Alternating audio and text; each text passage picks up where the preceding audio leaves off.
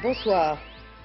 Pour celui qui feuillette un atlas ou un livre d'histoire, le Maroc apparaît d'emblée comme un vieux pays à la civilisation millénaire, enraciné en Afrique, à 2 pas de l'Europe, monarchie incarnée par le roi Hassan II depuis 1961. Celui qui voyage au Maroc reçoit le choc d'un pays d'une rare beauté et d'un peuple chaleureux. Celui qui s'intéresse aux données économiques mondiales constate que le Maroc réussit son redressement économique en dépit d'une 2e année de sécheresse, mais au prix d'un coût social important. Celui qui s'intéresse aux relations israélo-arabes, c'est les efforts déployés par le Maroc en faveur de la paix, sujet d'actualité s'il en est cette semaine. Pour celui qui se préoccupe de la défense des droits de l'homme, même si la connaissance des progrès accomplis ces dernières années, avec notamment l'inscription des droits de l'homme dans la constitution marocaine et la création d'un comité consultatif des droits de l'homme, la lecture du dernier rapport d'Amnesty International appelle encore beaucoup de questions. De tout cela, nous allons parler, mais aussi de l'intégrisme musulman, des relations entre le Maroc et la communauté européenne, du conflit en Bosnie ou des mesures proposées par Charles Pasqua concernant les étrangers en France. Bonsoir Majesté, merci de recevoir cette sur 7 au Palais Royal à Rabat, au moment où le Maroc, disent tous les observateurs étrangers, est à un tournant politique. Nous sommes vendredi soir et nous enregistrons cette émission quelques heures à l'avance. Alors parlons, si vous voulez bien, d'abord de la monarchie, pour que les Français comprennent bien, qui fait ici l'objet d'un réel consensus et qui a ici une très forte légitimité. Dans un livre que vous avez publié chez Plomb il y a quelques semaines, qui s'appelle « Mémoire d'un roi », vous dites à Éric Laurent, qui vous interroge, « Ce que Dieu m'a donné, Dieu seul peut me l'enlever ». Alors comment est-ce que vous conciliez ce lien qui apparaît d'ordre divin avec la volonté d'être un monarque constitutionnel? Tout d'abord, bonjour madame.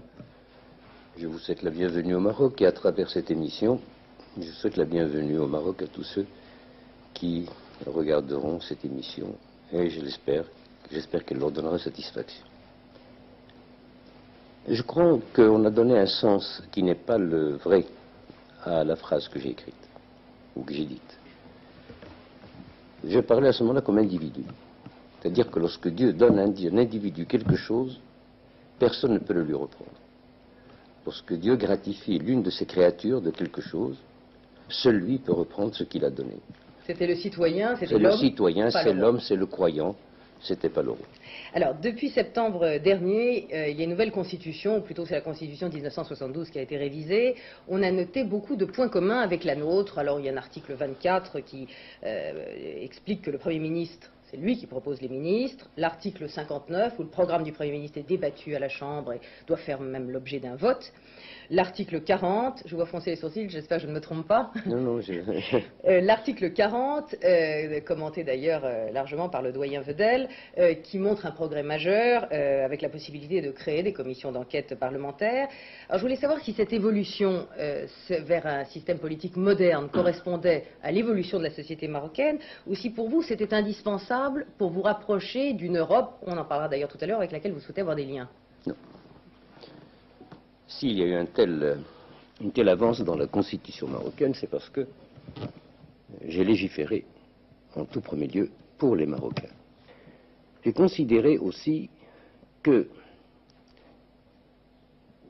le développement économique et social devenait de nos jours un élément très important dans la vie des pays. Et c'est pour ça que je considère que les constitutions devraient presque s'appeler des constitutions de managers ou de management. J'en prends le terme d'efficacité parce que vous employez celui de management, c'est donc cette idée-là. C'est l'efficacité. Alors, il y a des élections législatives qui vont avoir lieu ici le 25 juin. Les partis d'opposition se sont mis d'accord sur un front commun, un programme commun. Imaginons qu'ils l'emportent. Est-ce que la Constitution voudrait que vous nommiez un Premier ministre? Est-ce que vous seriez d'opposition à ce moment-là? Est-ce que vous seriez dans une situation de cohabitation? Alors, puisque dans votre introduction, vous avez voulu, à travers ces premières questions, essayer de donner un éclairage à vos spectateurs qui ne sont pas marocains, un éclairage sur la monarchie marocaine, sur la constitution marocaine, je tiens d'abord à faire une mise au point. Le mot opposition ne doit pas être pris ici comme ailleurs. Ici, l'opposition n'est pas à la personne du roi. L'opposition n'est pas pour avoir un autre roi, qui est dans l'alternance. Donc l'opposition, c'est l'opposition par rapport au gouvernement en place. Mais j'ai dit que la monarchie d'ailleurs était aujourd'hui absolument contestée. Donc, le fait de voir comme une percée extraordinaire que je prenne comme Premier ministre un homme de ceux qui étaient dans l'opposition ne constituerait pas du tout une première extraordinaire. Elle ne serait que la logique si l'on voulait suivre implacablement la logique de la Constitution. Si bien qu'avoir un Premier ministre d'opposition ne vous poserait, considéré faisant partie des partis d'opposition aujourd'hui, ne vous poserait aucun problème. C'est donc envisageable? Plus qu'envisageable. Et je suis sûr que celui que je choisirai se considérera comme étant privilégié sur le plan de la confiance que je lui fais, et très certainement très heureux de travailler à mes côtés, car en plus de cela, j'entretiens des rapports personnels avec beaucoup de membres de tous ces partis d'opposition. D'opposition à l'ancienne majorité. L'un des paradoxes marocains, pour un certain nombre d'observateurs, peut-être non avertis, me direz-vous, c'est que le multipartisme existe ici. Il est d'ailleurs reconnu par la Constitution depuis 1961, qui a interdit le parti unique.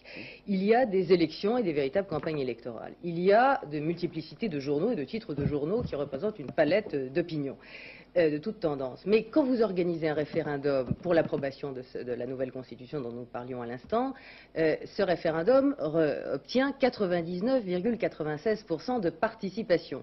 De participation. Et là-dessus, 92% de oui.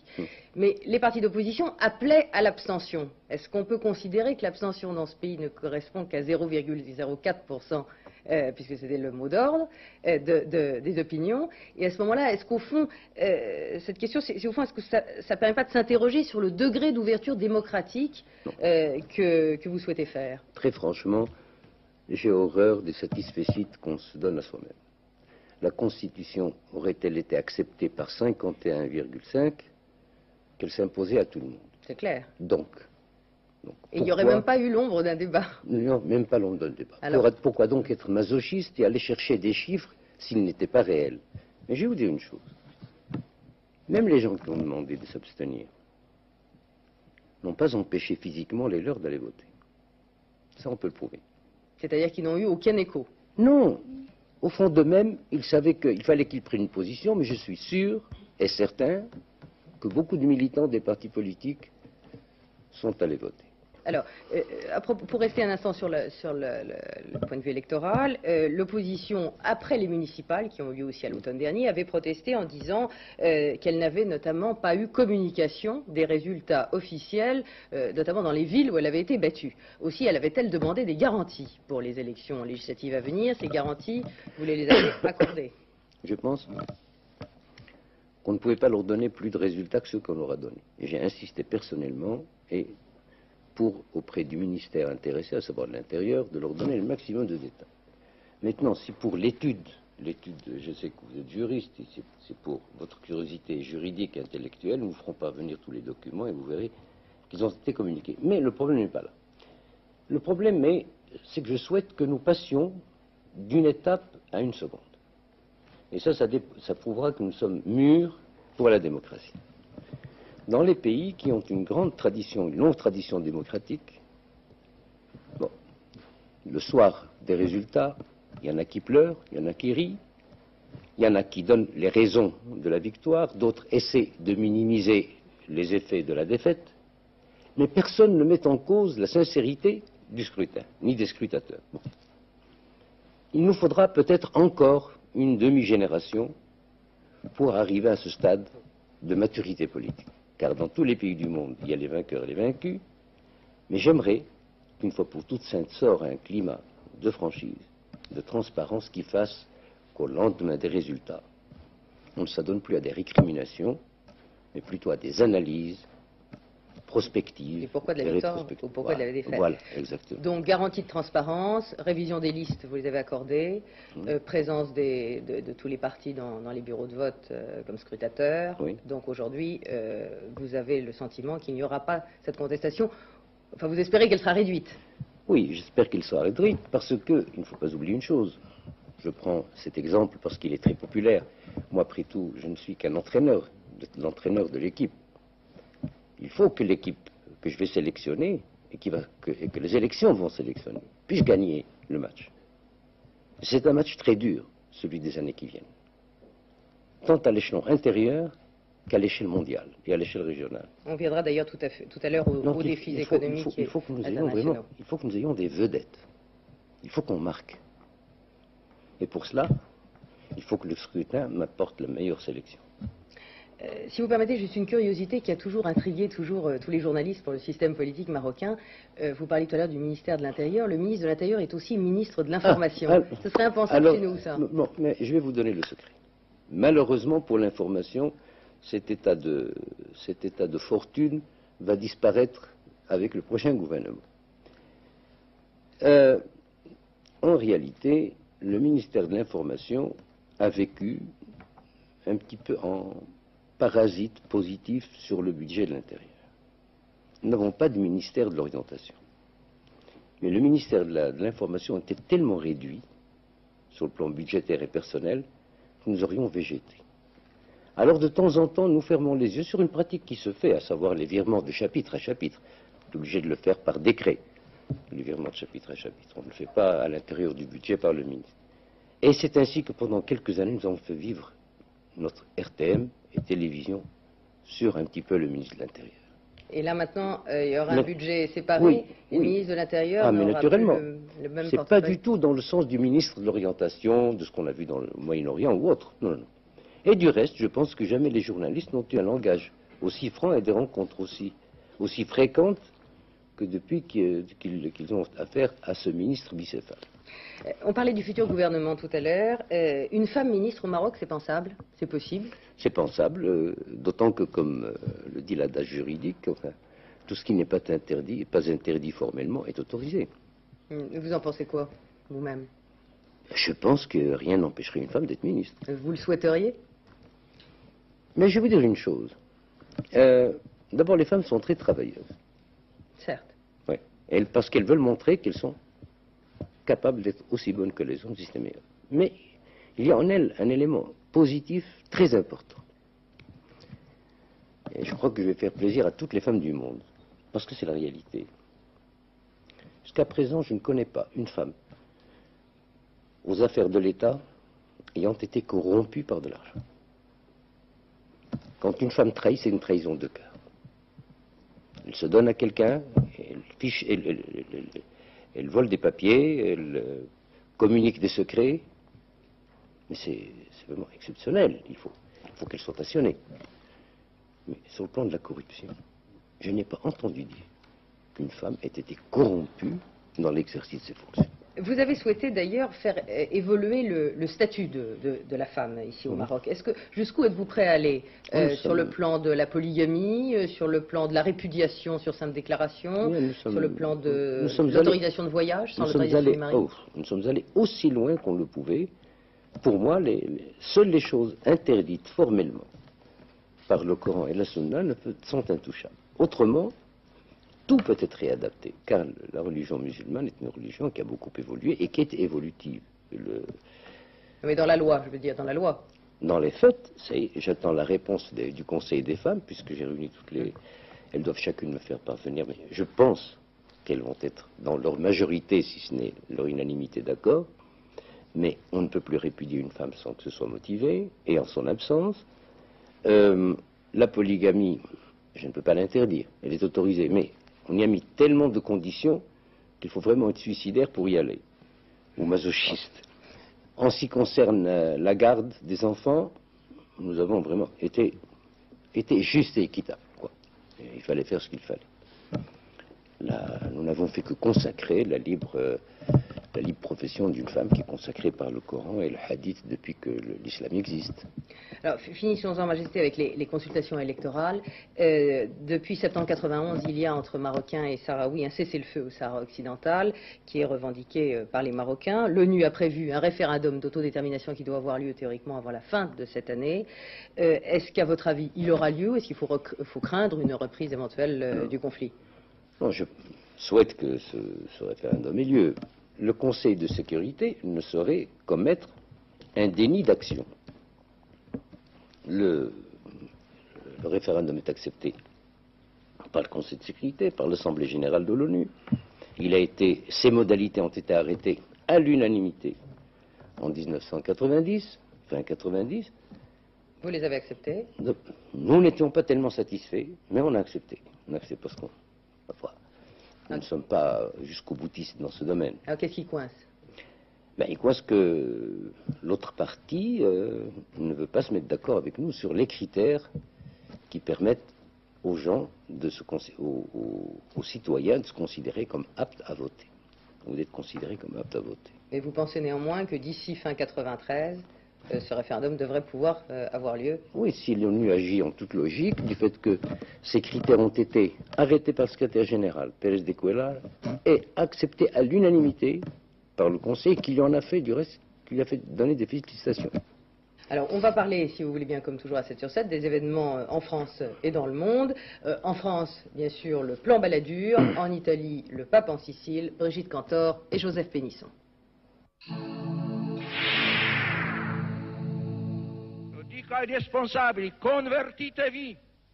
Una volta verrà il giudizio di Dio. Jamais un souverain pontife n'avait dénoncé aussi durement la mafia sur ses propres terres. Devant des milliers de Siciliens, Jean-Paul II laisse exploser sa colère contre la Cosa Nostra et appelle la population, et plus particulièrement les prêtres, à lutter contre la pieuvre et ses parrains, fils du malin. Miséricorde oblige, le pape passe 1 heure avec les mafiosi détenus à la prison de Caltanissetta pour leur prêcher le repentir. Une croisade qui répond aux critiques de nombreux Italiens qui reprochaient à l'Église son silence sur l'organisation du crime. Dur pour les ménages, doux pour les entreprises, ainsi se présente le plan de redressement de l'économie d'Édouard Balladur, destiné en priorité à assainir les finances publiques.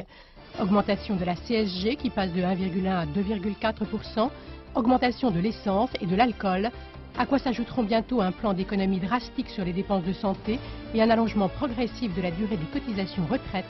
Comme prévu, le remède est rude et il frappe surtout les ménages. Ce sont eux qui paieront la plus grosse partie de ces 70 milliards de francs de prélèvements nouveaux destinés à réduire les déficits du budget et des régimes sociaux. Voilà pour la rigueur. Le plan Balladur comporte également un volet relance plus modeste. Environ 20 milliards de francs seront débloqués afin d'encourager la construction de logements, relancer les travaux publics et alléger les charges des entreprises. Objectif, favoriser l'emploi. Le patronat est satisfait. Les syndicats, comme le PS et le PC, s'inquiètent, eux, des effets de la dégradation du pouvoir d'achat des Français. Mais ceux-ci accusent plutôt bien le coup. La majorité d'entre eux approuvent globalement le plan Balladur. Salman Rushdie, reçu par John Major. Pour la première fois, le Premier ministre britannique rencontre l'auteur des versets sataniques, contraint depuis 4 ans à vivre dans la clandestinité après sa condamnation à mort par l'imam Khomeini en 89. L'entretien s'est déroulé dans la plus grande discrétion, loin des caméras, pour des raisons de sécurité, mais aussi pour ne pas accentuer la colère de l'Iran, qui bien entendu dénonce aussitôt ce soutien officiel. Téhéran accuse Londres de faire de l'affaire Rushdie une arme politique contre l'Iran, tandis qu'en Grande-Bretagne, la communauté musulmane affirme que cette rencontre ne fait qu'accroître la colère des fidèles contre l'écrivain britannique d'origine indienne. Désormais, pour être français, il faudra le vouloir. Par 476 voix contre 88, l'Assemblée nationale adopte la réforme du Code de la nationalité, inspirée du rapport Marceau et déjà votée par le Sénat en juin 90. Principale nouveauté, les enfants nés en France de parents étrangers, qui jusqu'à présent devenaient automatiquement français à leur majorité, devront désormais en faire la demande expresse entre 16 et 21 ans. Par ailleurs, 2 amendements durcissent le texte du Sénat. L'un porte de 6 mois à 2 ans le délai de naturalisation par mariage. L'autre concerne les enfants dont les parents sont nés en Algérie avant l'indépendance. Jusqu'à présent automatiquement français, il faudra désormais que l'un au moins de leurs parents justifie de 5 ans de résidence en France. Un gage donné à l'aile droite de l'UDF qui réclamait une loi encore plus musclée. Pour le ministre de la Justice, Pierre Méhaignerie, cette réforme devrait favoriser l'intégration et limiter la fraude. Le PS et le PC qui ont voté contre la jugent inutile et dangereuse. Le texte amendé par les députés doit maintenant retourner devant le Sénat. Majesté, je ne vais pas vous faire commenter le plan de relance et d'économie d'Édouard Balladur. Peut-être l'arrivée d'Édouard Balladur au gouvernement, vous le connaissez? Je le connais. Je trouve qu'il a abordé sa tâche avec beaucoup de sérénité, qu'il a devant lui un pari très important. Mais justement, ce qui sécurise, c'est qu'il ne donne pas l'impression qu'il prenne cela comme un pari. C'est une obligation. Tout autre à sa place, à mon avis, devrait le considérer comme tel. Mais il a sa manière. Il a sa manière qui est sécurisante. Vous connaissiez Pierre Bérégovoy? Beaucoup. Et j'ai eu énormément de peine en apprenant sa mort, car c'était un homme d'une droiture et d'une loyauté sans faille. Il restait fidèle à ses amis jusqu'au bout. Et j'ai perdu là un ami. La France a perdu un bon serviteur. Au-delà du code de la nationalité, que je ne vais pas non plus vous demander de commenter, vous savez qu'on débat en France de mesures pour réglementer le contrôle et le séjour des étrangers. Bon, cela peut vous concerner puisqu'il y a 700 000 Marocains qui vivent en France, c'est la troisième communauté en France après les Portugais et les Algériens. Est-ce que vous comprenez que l'Europe cherche à se protéger de l'immigration ou est-ce que ça vous choque? Pas du tout, ça ne me choque pas. Je comprends que l'Europe se protège de l'immigration, surtout en période de chômage, et surtout lorsque le chômage devient maintenant une sorte de maladie endémique qui ne connaît pas de frontières. Jusqu'à présent, on pensait que certains continents ou certains pays étaient à l'abri de cette nouvelle bactérie, mais malheureusement, des plus pauvres ou plus riches, il y a un chômage. Non, j'estime tout simplement que ce qui empêcherait peut-être, parle du Maroc par exemple, c'est que lorsque les investisseurs viennent pour des PME ou des PMI, qu'il y ait en même temps un transfert de technologie. Ce serait donc une formation faite chez nous qui empêcherait ceux-là même d'aller en France. Mais de là à accepter que des Marocains qui ont quand même leur dignité passent en fraude en France et soient soumis aux lois et qu'eux-mêmes s'exposent à des vexations prévues par la loi ou à des capitis diminutions, j'ai trop de respect et de fierté pour eux pour leur dire allez vous faire donner deux gifles ou un coup de pied quelque part. Et est-ce que vous aimeriez qu'ils soient intégrés en France? Le principe même de l'intégration, est-ce que vous êtes pour ou est-ce que vous êtes contre? Je n'appellerais même pas cela l'intégration. Je n'aimerais pas du tout qu'ils soient l'objet d'une tentative, car ils ne seront jamais intégrés. Vous croyez qu'eux ne le veulent pas Non. ou que c'est les Français qui le refusent? L'exprimeront-ils qu'ils ne le pourront pas? C'est possible entre Européens. La trame est la même. Les mouvements européens dans l'histoire ont été Est-Ouest. Et les mouvements humains, la religion, enfin tout un tas de choses. Mais là, c'est un autre continent. Et vous n'en avez que faire. Ce sera de mauvais Français. Ce seront de mauvais Français. Enfin, vous nous découragez de chercher à intégrer. Je vous décourage, en ce qui concerne les miens, les Marocains, d'essayer des détournements de nationalité, car ils ne seront jamais 100% français. Ça, je peux vous l'assurer. À propos de l'intégrisme, on sait que vous le combattez, ou plutôt vous combattez tous les intégrismes, comme vous dites.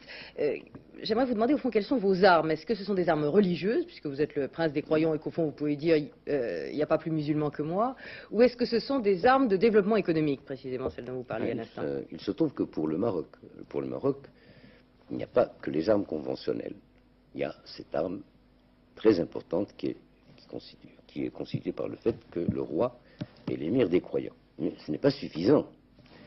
Les causes de l'intégrisme ne sont pas nombreuses, mais elles sont très dangereuses.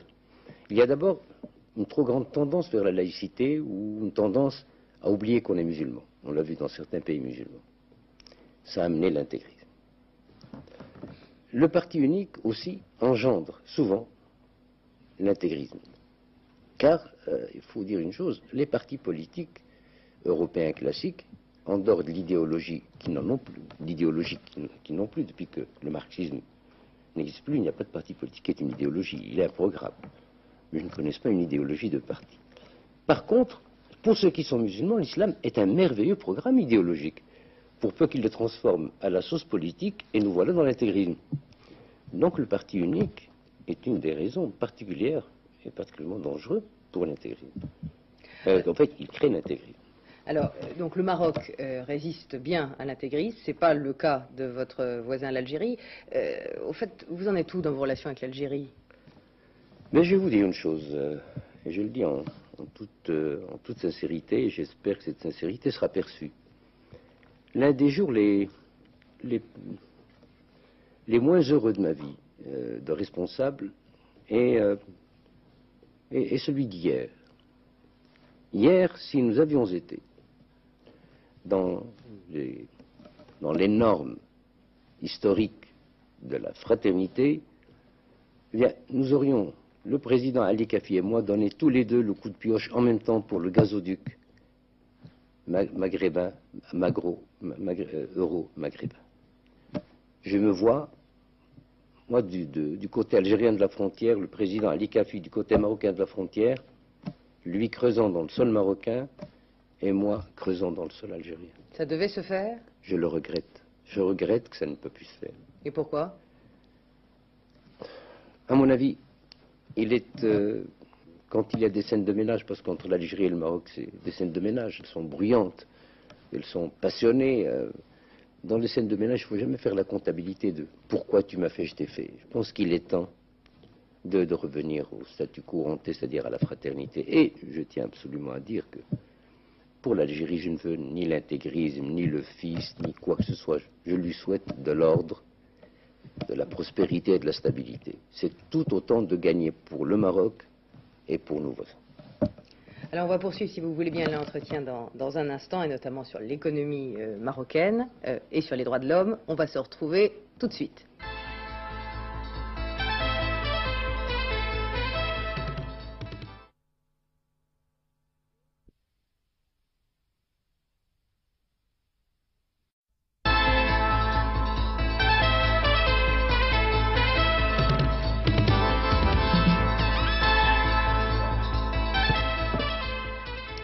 Retour à 7 sur 7 en compagnie de Sa Majesté Hassan II, le roi du Maroc. Nous continuons notre conversation à la fois sur le Maroc et les problèmes qui nous intéressent entre la France et le Maroc. L'économie marocaine, précisément, elle nous intéresse à plus d'un titre, puisque la France est à la fois le premier client, le premier fournisseur et le premier investisseur étranger au Maroc. Alors, vous avez procédé depuis 10 ans à une cure d'austérité, ça s'appelle un programme d'ajustement culturel qui a porté ses fruits, puisque une croissance autour de 5% par an, un afflux de capitaux étrangers et une dette en voie de règlement, plus les félicitations du FMI. Donc un décollage économique réel au Maroc, avec, comme c'est souvent le cas, un coût social très élevé. Effectivement. Je pense que, comme je vous le disais tout à l'heure, les pays de plus en plus vont être confrontés ou vont affronter une heure de vérité. Et à ce moment-là, il faudrait qu'ils soient le mieux armés possible. Il ne fallait pas que nous restions dans un débat métaphysique, en se posant la question par qui a commencé. Est-ce que c'est l'œuf qui a commencé ou c'est le poulet qui a commencé par être œuf? On n'en finit plus. Dans ces structures ou ces restructurations économiques, il n'y a pas de miracle, il n'y a pas de solution miracle. Il y a des méthodes qu'il faut suivre. Naturellement, elles sont d'un coût social énorme. Est-ce que vous accepteriez, pardon de vous interrompre, est-ce que vous accepteriez qu'on dise aujourd'hui que les pauvres sont sans doute un peu moins pauvres, mais les riches beaucoup plus riches? Ou est-ce que c'est pas tout à fait exact? Est-ce qu'on a l'impression que les inégalités se sont creusées? Oui, pas parce que les riches sont devenus plus riches, parce que les riches ne paient pas leurs impôts. Comment ça, c'est possible, ça? Le Marocain riche est très mauvais payeur d'impôts. Mais vous n'arrivez pas à faire rentrer les impôts? Nous allons le faire, mais je tiens à ce que ce soit l'une des croisades du prochain gouvernement. Ce sera l'une des principales tâches du prochain gouvernement, quelle que soit sa couleur politique. Quand les impôts ne rentrent pas, les dépenses augmentant, les recettes diminuent. C'est pour ça que les Marocains, les riches, certains sont plus riches qu'avant. Alors, on dit souvent le Maroc est à l'Europe, je ne sais pas si c'est un cliché, mais est-ce que le Mexique est aux États-Unis? Au fond, c'est une façon de vous demander si votre avenir est en Afrique et dans le Maghreb, ou est-ce qu'il est dans un lien de plus en plus fort avec l'Europe, et justement, quel type de lien souhaitez-vous avec l'Europe? Je pense que le Maroc, d'abord, est un pays remarquable, il y a des points remarquables. Et parmi ces points remarquables, il y a, à l'ouverture de la Mare Nostrum, une porte dont l'un des battants se trouve être le Maroc. Donc, on ne peut pas ne pas le remarquer. Ceci a entraîné beaucoup de convoitises. C'est pour ça que nous avons toujours guerroyé pour notre indépendance. Enfin, je passe à côté. Pardon, quand vous dites la Mare Nostrum, c'est bien la volonté de dire que la Méditerranée baigne un certain nombre de pays qui ont donc en commun le sud de l'Europe et le nord de l'Afrique, un avenir commun. Vous le dites vous-même dans votre formulation. Un avenir commun. Naturellement, il serait difficile de dire de définir d'une façon précise quels devront être ces liens tant dans leur nature que dans leur intensité. C'est-à-dire que je souhaite qu'ils deviennent forts au fur et à mesure que l'Europe et le Maroc deviendront forts. Donc qu'ils soient modulables et parfaitement applicables à la situation des uns et des autres. Un partenariat en somme. Je ne veux pas être traîné en remorque. Je veux un partenariat. Car si je ne veux pas d'assistance, car ça me rendrait paresseux, et en plus, nous sommes un pays fier et capable de faire quelque chose. Un partenariat bien étudié, bien décidé, je pense, serait quelque chose d'important. Alors, un des critères d'intégration à l'Europe, vous le savez, c'est l'état des droits de l'homme dans les différents pays. Alors, le préambule de la Constitution marocaine se réfère explicitement à la Déclaration universelle des droits de l'homme. Vous avez créé vous-même un conseil consultatif des droits de l'homme où sont associés des ministres, des syndicats, des représentants de tous les partis, des personnalités de tous les bords. Et la communauté internationale reconnaît avec beaucoup de satisfaction des changements importants qui ont eu lieu au Maroc, notamment depuis 2 ans. Est-ce que, pour vous, aujourd'hui, l'instauration d'un État de droit au Maroc est un processus irréversible? Non seulement c'est un processus irréversible, mais à mon avis, plus on donne de liberté, plus il faut que ces libertés soient respectées. Or, de nos jours, avec la mauvaise éducation, avec la criminalité, avec la drogue, avec le relâchement de la famille, nous donnons naissance tous les jours à des destructeurs de la société plus qu'à des constructeurs. Or, cette société de droit doit vivre et survivre. Et c'est pour cela que plus le Maroc deviendra une société de droit, plus il devra être vigilant à se maintenir dans la société de droit. Alors, le dernier rapport d'Amnesty International du mois dernier chiffre encore à des centaines le nombre des disparus dont les familles sont aujourd'hui sans nouvelles. Ce rapport vous demande solennellement de les libérer. Qu'est-ce que vous avez envie de répondre à Amnesty? D'abord, je vais dire à Amnesty International que c'est une vieille boîte complètement défraîchie, qui ne sert plus à rien. Elle a été créée par un Irlandais aigri, et puis par la suite, elle est prise en main par des mouvements gauchisants, jusqu'à ce que la Russie à Helsinki fasse le marchandage avec le président Carter sur les droits de l'homme. Et Amnesty International a servi de cheval de Troie dans cette affaire. Or, Amnesty International n'est sacré par personne, n'a reçu le baptême de personne, aucune bonne ou mauvaise fée n'était au-dessus de son berceau lorsqu'elle est née. Je ne vois pas ce qu'elle vient faire en mettant le nez dans nos affaires. C'est une ONG reconnue internationale par tous les pays, puisqu'elle a dénoncé les tortures et les exactions dans tous les pays, y compris dans les pays communistes. Pour moi, elle n'est plus respectable à partir du moment où elle ment. Je suis prêt à accepter qu'elle me fasse un procès si ce que je dis est faux. J'accepte le procès, mon pays accepte le procès. Mais qu'elle vienne prouver qu'il y a des centaines de détenus. Qu'elle vienne le prouver. Vous dites aujourd'hui qu'on vienne chez moi. Qu'elle vienne le prouver, qu'elle amène avec elle tous les avocats du monde. Mais si par contre il s'avère qu'elle a raconté des histoires depuis des années, alors là, il faut qu'elle-même se dise qu'on pourrait lui demander des sanctions. Il y a un comité des droits de l'homme aux Nations Unies qui en 90 s'est intéressé au Maroc et a demandé où étaient Tazmamart et Kalat Mgouna, qui étaient des centres Mgouna, c'est un centre de détention, de tourisme, madame, de tourisme. Oui, c'est la capitale des roses. Tazmamart, oui, existait effectivement. Il y avait à Kalat Mgouna, d'après ce rapport des Nations Unies, un centre de détention secret. Ah mon Dieu, Kalat Mgouna, c'est la capitale des roses. Ils connaissent mal la géographie du Maroc. Il peut y avoir des centres de détention dans des lieux qui sont prévus de tourisme. Non, c'est pas possible. Et alors, justement, quand ils ont demandé où était Tazmamart, les autorités marocaines ont répondu que ce centre de détention ne figurait pas sur les listes justement du ministère de l'Intérieur. Or, depuis, Tazmamart a été rasé. Alors, ils sont allés voir. C'est la limite pour justement à venir voir chez vous. Oui, parce que vraiment, Tazmamart n'avait, je ne dirais pas qu'il n'avait pas d'objet. Il avait une existence et un objet. Tazmamart n'ayant plus d'objet, les gens y étant relaxés, nous n'avons rien à faire de cette vieille bâtisse, nous l'avons rasée, tout simplement. Ce n'était pas pour mettre de la poussière sous le tapis, mais elle devenait inutile dans le cadre nouveau. Alors nous l'avons rasée.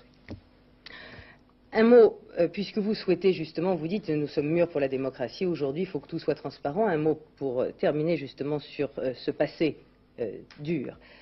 sur les tortures qu'elles ont été dénoncées ici. Le monde entier a vu sortir les frères Bourekat, cassés, précisément après 18 ans passés au bagne de Tazmamart.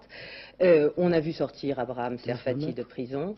Après 18 ans passés, d'ailleurs, le hasard veut qu'il publie un livre la semaine prochaine avec sa femme Christine sur son autobiographie. J'ai rencontré moi-même à Paris un fils d'un disparu le disparu s'appelle Belkacem Ouzan, qui a disparu il y a 20 ans, le jour même de sa libération par le tribunal militaire au siège de la prison de Kénitra.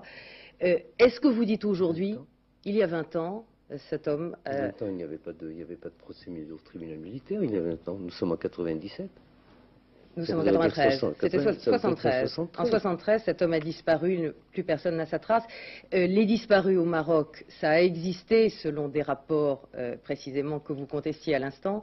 Mais est-ce que vous dites en tout cas pour l'avenir, plus jamais ça pour mon pays? Je dis plus jamais ça, mais je dis surtout plus jamais une partie infime de ça, car le reste, je le conteste. C'est au plan du nombre. Je ne conteste pas le fait que, mais de là qu'on fasse du détail, qu'on ne passe pas au semi-grossiste, mais on passe au grossiste, je ne suis pas un grossiste des détenteurs. C'est-à-dire, vous dites, il y a eu des exactions, mais pas autant qu'on le dit. Oui, mais pas autant qu'on dit.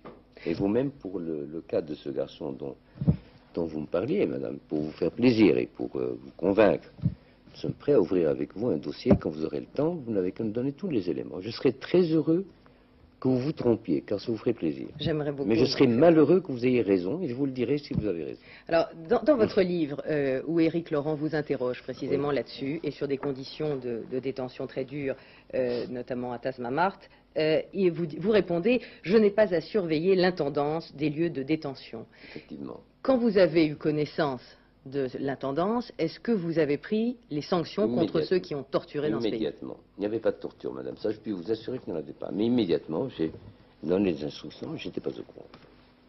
On parlait des élections tout à l'heure. Il est un homme qui est devenu un des emblèmes pour les partis de l'opposition. Aujourd'hui, il s'agit de Noubi Ramaoui, secrétaire général du principal syndicat de ce pays, la CDT, qui a été condamné à 2 ans de prison pour injure et diffamation contre le gouvernement.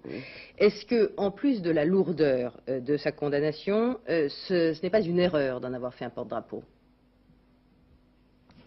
Ce n'est pas à moi de juger.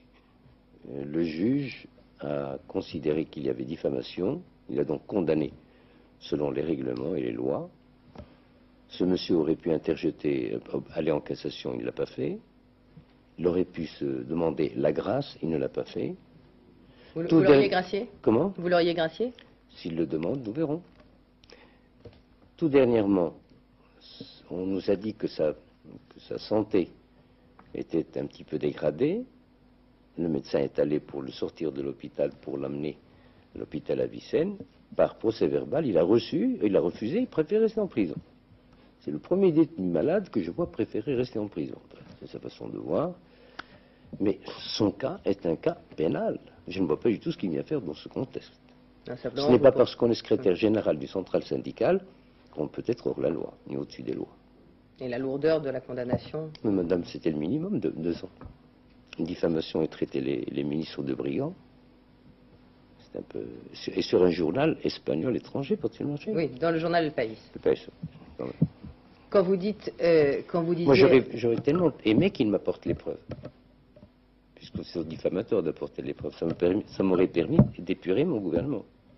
En somme, vous lui dites aujourd'hui, demandez-moi la grâce, je vous gracie, apportez-moi les preuves. Je ne lui dis pas demander la grâce. Je lui dis qu'il avait toujours cette porte, il n'en a pas usé.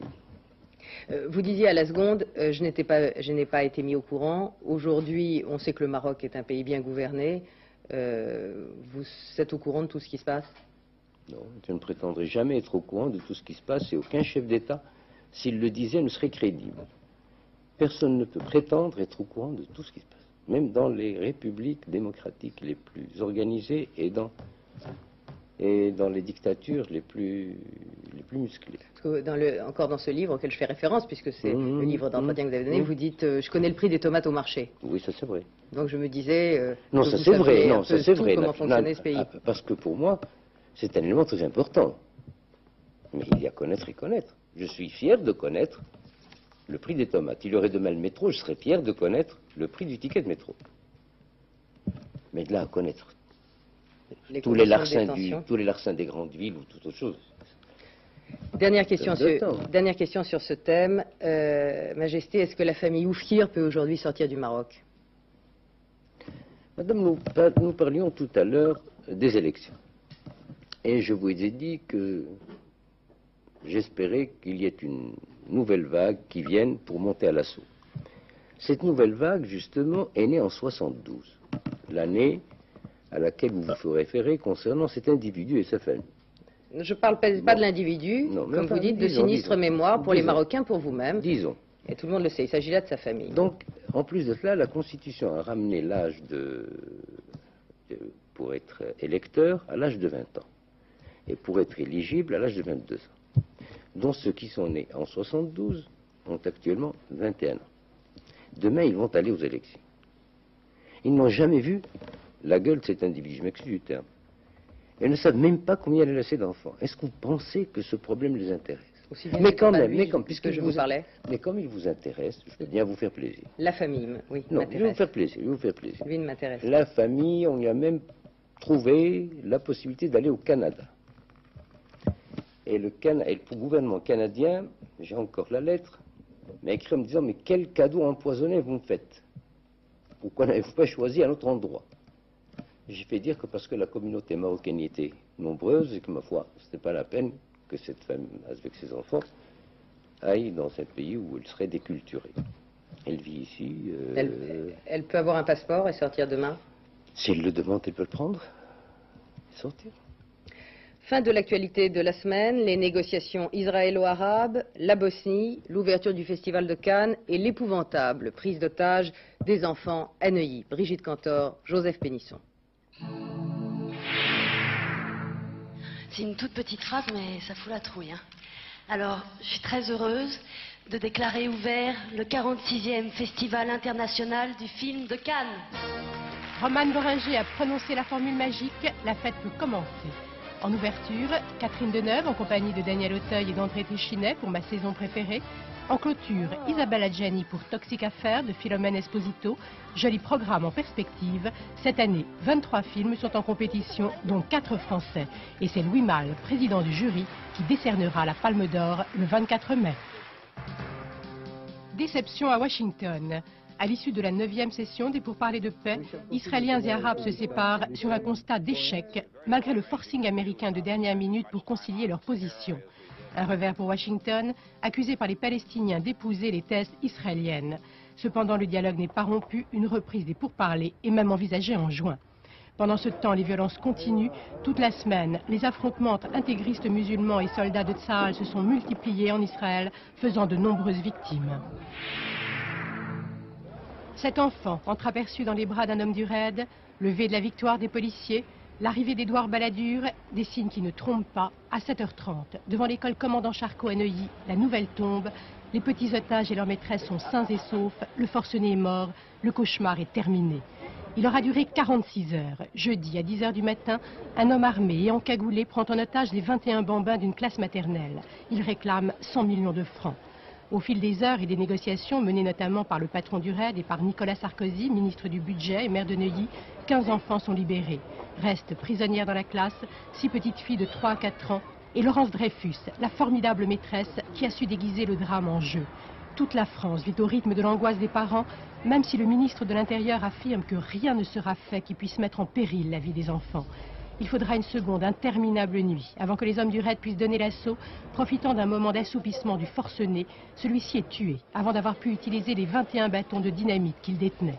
Il s'appelait Eric Schmitt, il avait 42 ans et c'est lui qui, la semaine dernière, avait fait exploser une bombe à Neuilly, signant ses tracts HB. HB comme Human Bomb, bombe humaine, il affirmait qu'il préférait mourir plutôt que d'être pris. Pour les enfants, l'heure des mamans a enfin sonné. Pour ou contre le plan de paix Vance-Owen. Les Serbes de Bosnie se prononcent ce week-end par référendum, 15 jours après le rejet de ce document par leur Parlement. Malgré les pressions de Belgrade en faveur du oui, un non massif est attendu. Les résultats seront connus mercredi. Tandis que les Occidentaux continuent de tergiverser sur la tactique à adopter, sur le terrain les combats continuent. Au nord entre Serbes et musulmans, au sud entre Croates et musulmans. Majesté, tout de suite les négociations israélo-arabes. Une phase s'est terminée cette semaine sans visiblement déboucher sur un texte commun. On a l'impression qu'aujourd'hui tout le monde se parle mais que la paix n'avance pas. Vous avez pris conscience du problème depuis longtemps, dès 1956. Depuis 15 ans, vous n'avez pas ménagé vos efforts pour la paix. Qu'est-ce que vous pourriez prendre comme initiative aujourd'hui? Est-ce que ce ne serait pas le moment d'ailleurs? L'initiative dans ce domaine ne pourrait être que matérielle. Sous forme de papier, de projet, non. J'imaginais une invitation à Rabin et à Arafat de venir ici à Rabat. Je ne l'exclus pas, mais le moment n'est pas mûr. Ceci dit, je suis extrêmement inquiet parce que d'un côté, on a l'impression qu'on donne d'une main et qu'on reprend d'une autre. D'un autre côté, la centrale palestinienne qui est l'OLP et qui est dans... En réalité, c'est elle qui négocie à Washington. Elle se trouve en état de débordement par une autre centrale de résistance palestinienne, elle, radicale, n'étant pour aucune négociation, étant pour la manière forte, pour le combat. Je crains que si cette atmosphère demeurait, une atmosphère d'hésitation de la part des Israéliens et une atmosphère de suspicion de la part des Palestiniens, je crains que, comme dans beaucoup de cas, les espoirs suscités n'aient une réaction très négative sur l'avenir. C'est-à-dire que ce que je sais, ce matin, je me suis attaché un petit peu à l'actualité. Comme vous le savez, les Américains ont remis un papier aux Israéliens et aux Palestiniens en leur disant, écoutez,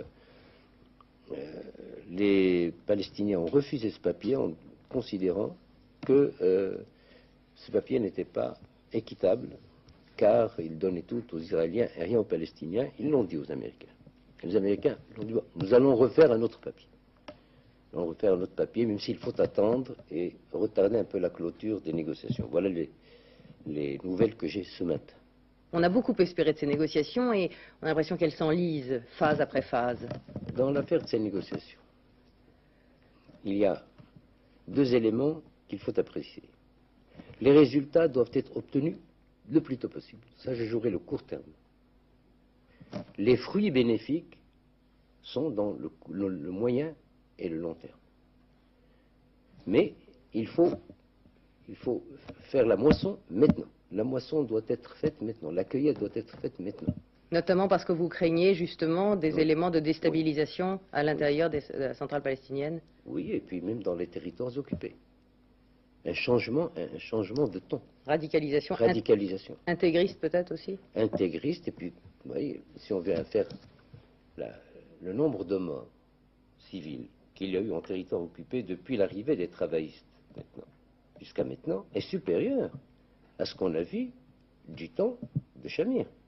Le statut de Jérusalem aujourd'hui, ou plutôt demain, comment le voyez-vous? Comment était le statut de Jérusalem avant l'occupation de la guerre de 67? Jérusalem, il y avait une partie entre les mains des Israéliens, une partie entre les mains des Jordaniens, y compris les lieux saints musulmans et chrétiens, comme ça l'a été depuis des siècles. Et lorsqu'il y a eu la guerre de 67, il y a eu occupation totale de Jérusalem. Dans le statut intérieur, il n'y avait pas possibilité aux Israéliens d'accéder à leur propre lieu saint. Bon. Les Arabes et les musulmans, parce que dans cette affaire-là, il n'y a pas que les Arabes, c'est tous les musulmans. C'est une affaire religieuse. C'est comme exactement qu'il s'agit, pour le mur de la lamentation, par exemple, il ne s'agit pas de ceux qui sont in situ, mais il s'agit de tous ceux qui ont embrassé la religion hébraïque, c'est leur lieu à eux. Nous ne demandons pas, nous, les lieux hébraïques, les lieux saints. Nous demandons tout simplement que les lieux musulmans nous reviennent, qu'on puisse les entretenir, les restaurer, y assurer la prière et le culte. C'est tout ce que nous demandons. Avec une souveraineté diplomatique? Le Jérusalem qui est à nous. Bon. Une fois qu'on nous dira autre chose, on verra. Je pense que le statut hanté sera difficile à atteindre. Je pense qu'il faut absolument se dire que ce qui a été pris par la violence ne saurait être considéré comme définitif. Or, les parties musulmanes de Quds doivent nous revenir. C'est le minimum que l'on nous doit. Je remarque que dans ce que vous dites, vous délimitez le périmètre à celui des... Quds Sharif. Pour nous, le shérif, c'est des lieux religieux. Le Quds Sharif, c'est là où il y a les lieux religieux musulmans. Ça, on ne peut pas ne pas nous les rendre.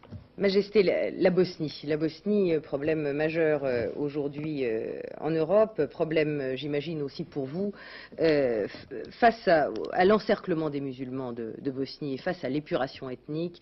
Est-ce que vous seriez favorable à une intervention militaire? Parce que c'est comme ça aujourd'hui que les choses se passent, les problèmes se posent plutôt. Je serais favorable à toute intervention de quelque genre qu'elle soit, de quelque nature qu'elle soit, pour mettre fin à cette atroce tuerie. Enfin, on parle des nazis. Je pense que ceux-là n'ont rien à leur envier. Autant de camps de concentration, les éventrations de femmes, exprès ensemencer, comme ils le disent, des femmes musulmanes de semences non musulmanes. Enfin, c'est effroyable. Exactions de Serbes et de Croates, notamment. C'est exécrable. Bon. Si les Européens hésitent à employer l'armée, je pense, c'est qu'ils ont encore en mémoire qu'Hitler s'est cassé les dents sur la Yougoslavie, en envoyant des divisions et des divisions et des divisions. Ils craignent de s'enterrer là-dedans. Parce qu'aussi, ils ont des soldats. Et la France, notamment, y participe très lourdement avec 5000 casques bleus. Mais qu'il en faudrait beaucoup plus. Et qu'il y a des pays qui sont otages parce que leurs soldats sont déjà à l'intérieur. Mais en tout cas, ce que je dirais aux Serbes et aux Croates, c'est que je n'aimerais pas, dans une génération, être fils ou petit-fils de Serbes ou de Croates. Car on pourrait leur appliquer ce que disait Agrippine à Néron, et ton nom restera dans la race future au plus cruel tyran, la plus cruelle injure. J'aimerais pas être à leur place.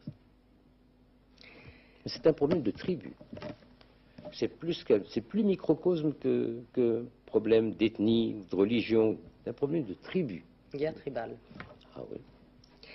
Majesté, vous régnez depuis 32 ans avec des tourmentes, des difficultés. On a parlé aujourd'hui de votre volonté d'édifier un État de droit aujourd'hui au Maroc. Vous croyez que ce sera plus facile pour votre fils, le prince héritier, Sidi Mohamed?